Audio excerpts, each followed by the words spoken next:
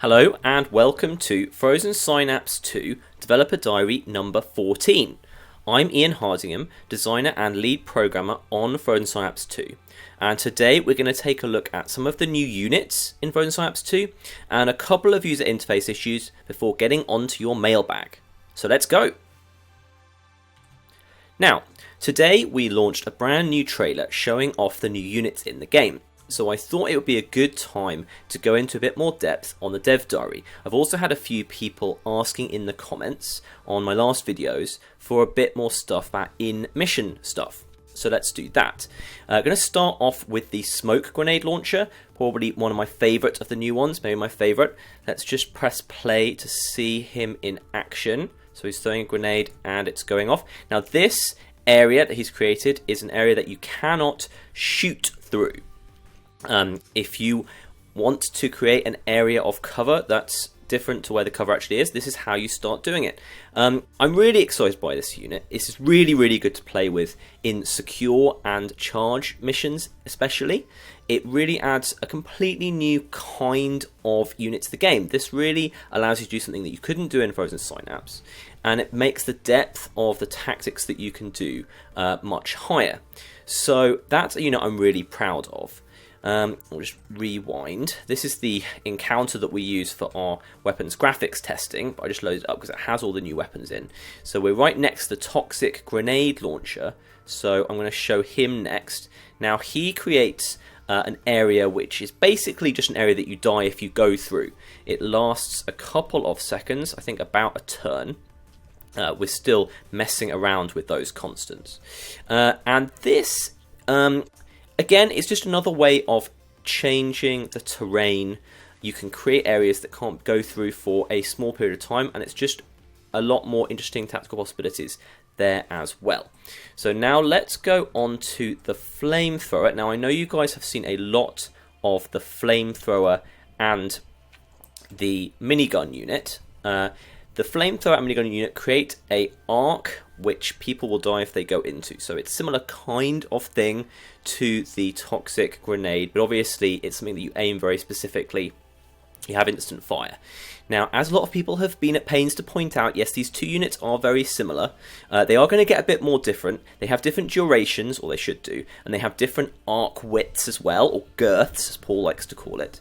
So I'm going to keep fiddling around with that. I think this is a really good paradigm of weapon. I think it's totally good enough to support two different units. We're still playing with that. So let me know what you guys think about these as usual, but we're going to move swiftly on to the mine layer unit.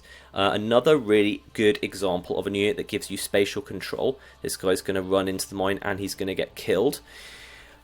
Normally, mine layer units will create mines that will kill both sides. There is a perk you can get for a very special mercenary in the city game that has identify friend or foe, only kills enemy guys. So maybe that's something that might turn up in multiplayer somewhere.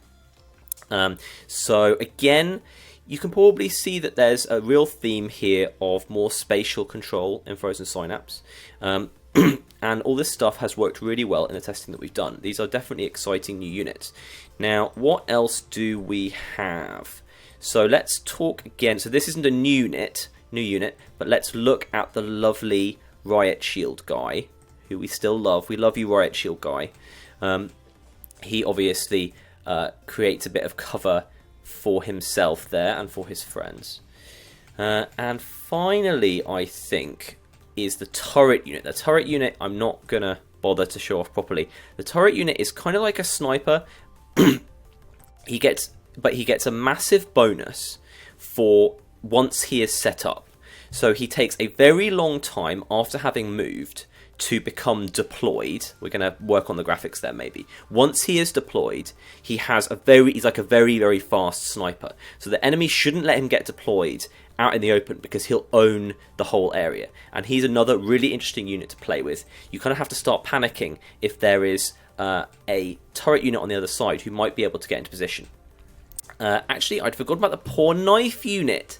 Now, the knife unit is something which Paul told me, if we make a sequel to Frozen Synapse, we have to have a knife unit. I kind of looked at him in a somewhat bemused way, but just like any successful marriage, sometimes you just have to do what your partner says. And in this business marriage, I just did what Paul said. So we have a knife guy. He actually has a pretty big advantage in smoke. So that's interesting. But I'm going to let you guys see how you get on with the knife unit and what kind of interesting things it produces. Now, the eagle-eyed amongst you will probably have noticed this unit. This is just an Uzi. So this is just kind of like a worse machine gunner, basically. He's a bit better at very close range. This is just a few different units that we've added for the single-player city stuff to allow there to be some more texture. We actually had these units in FS1 at times. We had various different bullet-based units that we didn't actually get time to differentiate with an icon.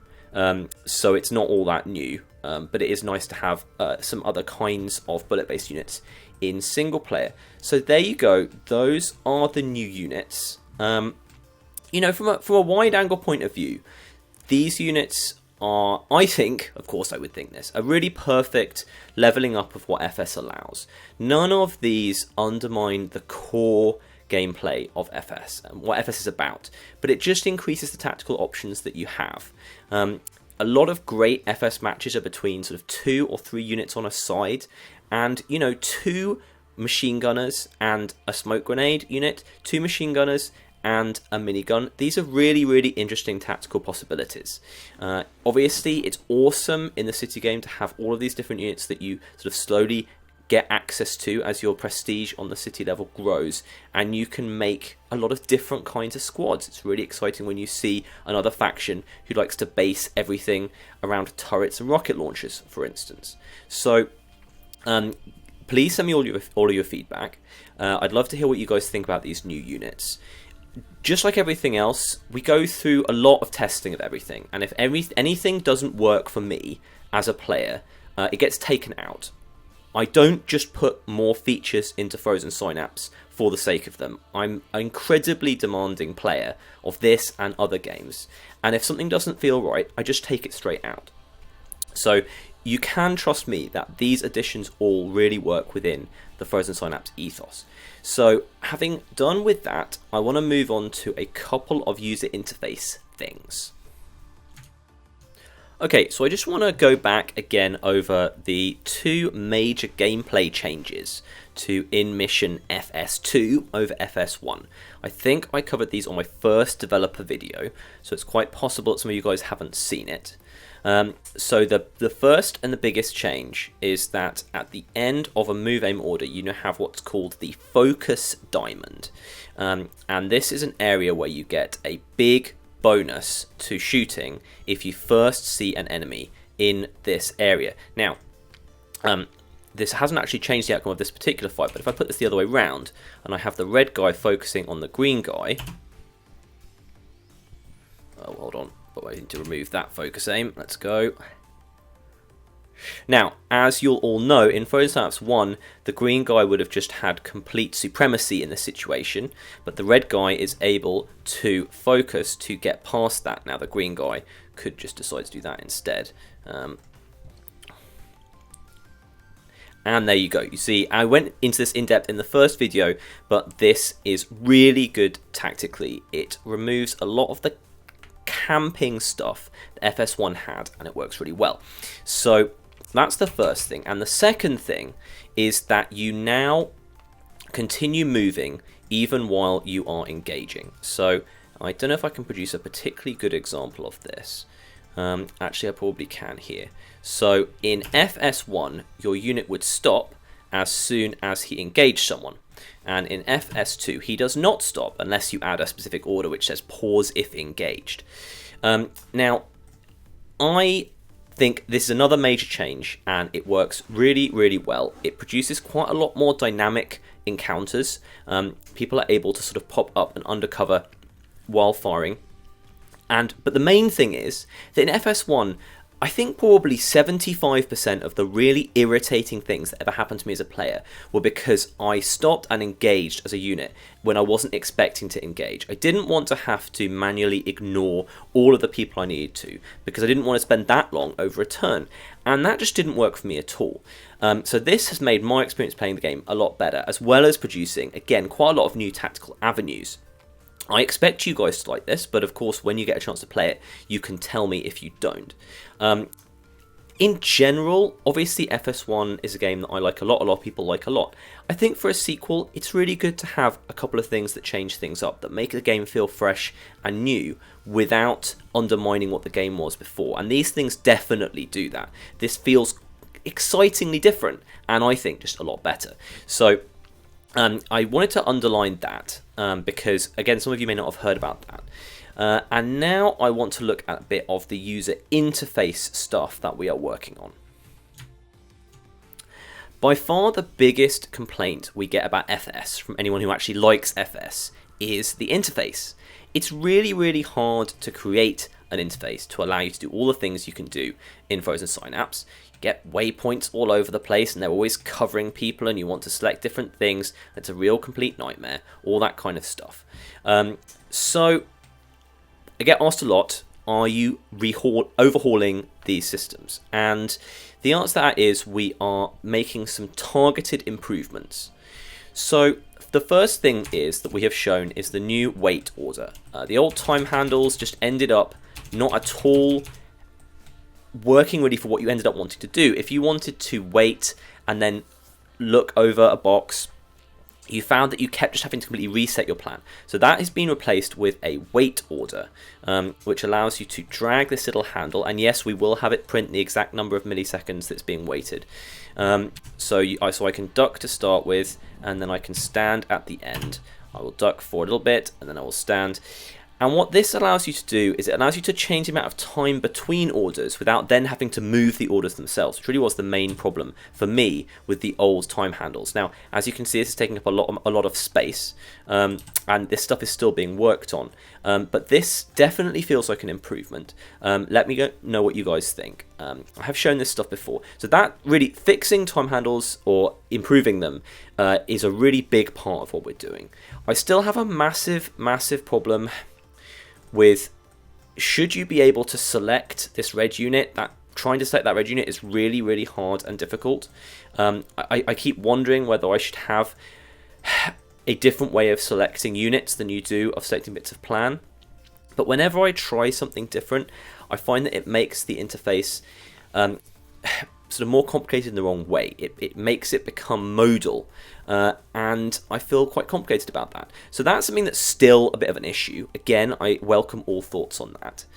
One thing though that I think I can just say has definitely been improved a huge amount is the ignore and focus areas order. Now this was a complete mess in Frozen Synapse 1. If you wanted to ignore a zone, you had to create a zone using an interface which frankly I kind of forgot was even in there during the end of Frozen Synapse's development, and it was a really important part of the game for super high level users, but it really was a pretty bad interface, so I'm sorry about that. This has been replaced with something different. So if we want to ignore, if we want to ignore a zone, we now have a ignore zone order that will have new art, and this allows me to, and apologies for this ridiculously let's just say it's broken, but you can probably get the idea. You can create zones by clicking on areas. You can increase the size of the area that you are producing as well. Now, again, I definitely like all of your feedback on this, apart from the blinding yellowness of it all. I wouldn't be surprised if a couple of you guys say that's less exact, that's going to be more annoying to use. I could definitely understand you saying that. It's definitely the direction that I'm going in. I think I find it a lot easier to use. If you had a small enough zone size, you should be able to make the kind of like minute adjustments that you want to. And basically trying to draw squares just never really worked very well for me. So again, I'm open to loads of feedback, but what I'm sure you guys will generally appreciate is that, let me stop editing areas here, is that we now have an order that has everything that it's focusing on or ignoring sort of contained within that order, and you're able to just get on with doing other stuff when you're not explicitly editing that order. So I do think that's a big improvement, again, once I've fixed how it actually looks. So there you go, that's quite a lot of chat about the interface. please just write me any essay you like about other things that you think need to be changed. The user interface is just an incredibly difficult issue. I really like aspects of it. I really like the aim handle. As long as you're not trying to do things in the same place, I think it works relatively well. It's super important to me that this feels more like Photoshop than it does like Paint to use. I want you to feel the power that you have to make the plans that you want to make and not automate a load of things. Because for me, that just feels like it's sort of lowering the amount of freedom that you have. Getting that balance correct is really, really hard.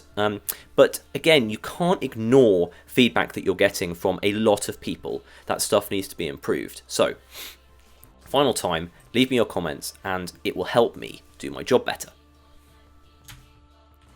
Okay, and now it's time for the mailbag, the part of the show where I desperately hope I haven't left anything open on screen that damns me as a human being. I've done a quick search around, it doesn't look like I have, but I will make a mistake about this one day. And I'm going to respond to your comments on YouTube. Thank you for all of them. Creep asks, can we get a soundtrack sneak peek? Yeah, you can. If you sign up for our mailing list, you get a few free tracks, a couple of which are from Frozen Synapse 2. So mode7games.com or probably better, frozensynapse2.com will allow that. Max Gear, again, asking some good questions.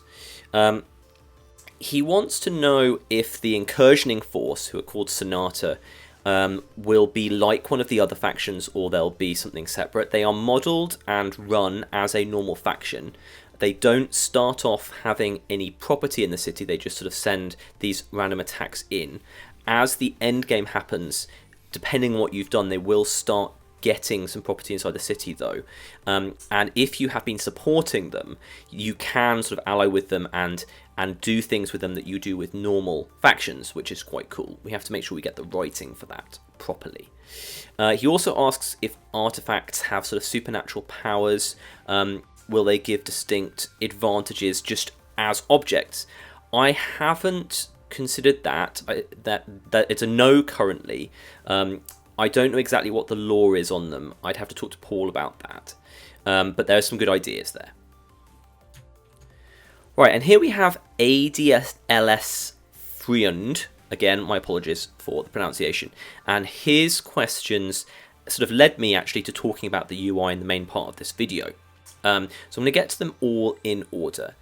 He says, I mentioned something about conditional orders a while ago. Yes, I did, and I played with them at length, and they didn't really work. That was before I did some investigation and found the big gameplay changes that I talked about at the beginning of this video, which worked so well. So that was something I wanted to look at really early, was being able to have conditional orders, but I did a lot of testing with it, and it didn't quite work. Having said that, I'm reasonably sure that you will be able to mess around with the conditional orders that do exist in the game that the AI actually uses for some missions. You're going to be able to mess around with them when setting up your base defenses in the city.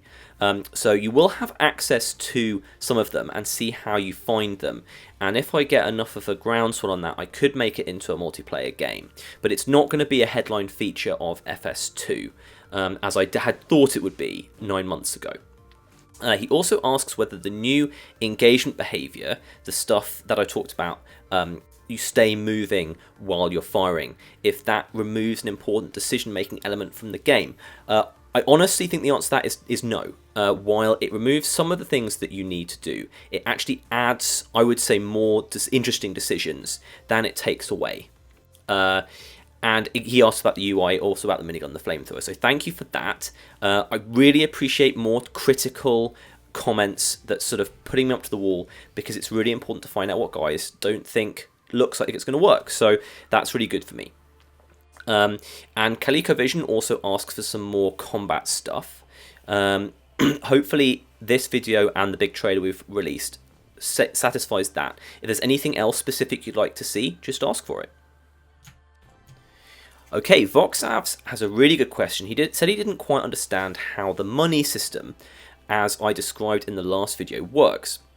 So actually, Voxavs, you have it basically correct that it's a bit like energy in a spaceship in a game like Elite, where you have a constant amount of energy at any given time and you distribute it around as you wish. That's a really good way of putting it.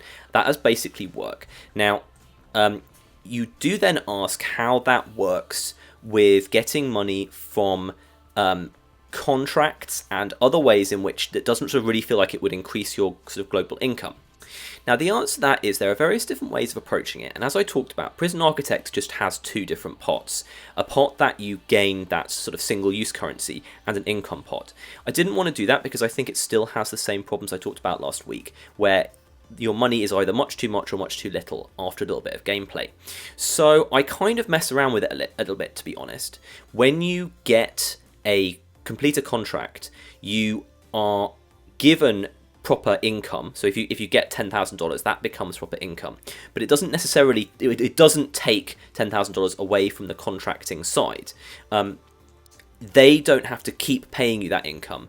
They take a short-term hit, and then it kind of comes back. If that sounds a bit messy and hacky, that's because it is. But it is a computer game, and you have to make decisions like that sometimes. It does basically work. So when the player is giving contracts, he's not going to have to pay for the delivery contract he asked someone else to do 20 in-game hours ago for the rest of his time in the game. It's just going to be a short-term hit. So as with a lot of things like this, it's trying to balance realism with stuff that works for gameplay. Now, we have someone who told me I butchered his name really badly last week. He's since spelt it phonetically for it, so I'm going to go with Wouter. My apologies if that doesn't work. He asks if it is possible by investing in a faction you get some kind of a hostile takeover, merge, liege-vassal relationship. Some of that's possible. There is a way that you can actually get a sort of a vassal faction from one of the very minor factions, although it's not actually by investment generally. But the idea is that by investing a really significant amount in a smaller faction, they will kind of do everything that you want them to. So the answer to that is sort of kind of. Now, hello to Merglash, who reminds me that not only was he involved in FS1, but actually from Determinants, our very first game, which was a very, very strange game. And he mentions Guile, which was a version of Determinants I made that had you walking on the ground as opposed to flying, which was actually a really, really good little mod. It didn't really ever go anywhere. I should dig that up and make that publicly available. So yes, hi Merglash, nice to see you again. Aaron asks, he asks what happens if you remove investment and a faction becomes unable to afford all of his mercenaries. Well, the thing is, the mercenaries will leave. The faction has a short period of time to decide to make their books good, so they can choose who to cut. But certainly, you can get a faction relying on your investment and then remove it at the worst possible time. Now, Ventus Wings asks a really interesting question, which basically says, given how freeform the game, how will story missions work and the end game? Now, the end game is about, basically there are 5 major competing factions who all have very different ideologies towards what to do with Sonata, the incursioning force. One of them wants to worship it, one of them wants to research it, one of them wants to kill it, one of them wants to harness it for their own sort of warlike goals, and I can't remember quite what the 5th one is at this time. The end game is about which of those you want to make happen. So you may never get to that particular endgame, because if you decide to just kill everyone and just sort of be very chaotic, you'll never get there. But basically, you can choose to partner with one of the major competing factions to get one of the endgame things. In terms of story missions, it's not completely sure how this will work, but we do... I mean, I would say that in general, the concept in open world games of having a central quest line that you can go down at your own pace is relatively well designed at this point. So should we have that, which we probably will, it actually will be a little bit separate from the incursions and the artifacts, which are much more completely central to the game. There'll be like a storyline that can get you closer to what's going on in the city if you wish to follow it. And finally, for a pretty straightforward question, Lagnut1982 asks what the minimum system requirements are for, and especially for the Mac. I don't know yet, and I don't know anything about Macs. so I don't even know what the right terminology for that stuff is. We will try and make this work on as many machines as possible. I can tell you that right now it requires a reasonably powerful computer, but all of the optimization in the game always happens at the end. So I'm really hopeful that if you have any kind of reasonable gaming computer, this will run really well. So there you go, that's finished. Thank you very much for listening to me witter on. As always, give me as many comments as you can. This has been fantastic. I'm so glad that all of you guys are commenting and watching my videos. It makes me really happy. So I will see you next week.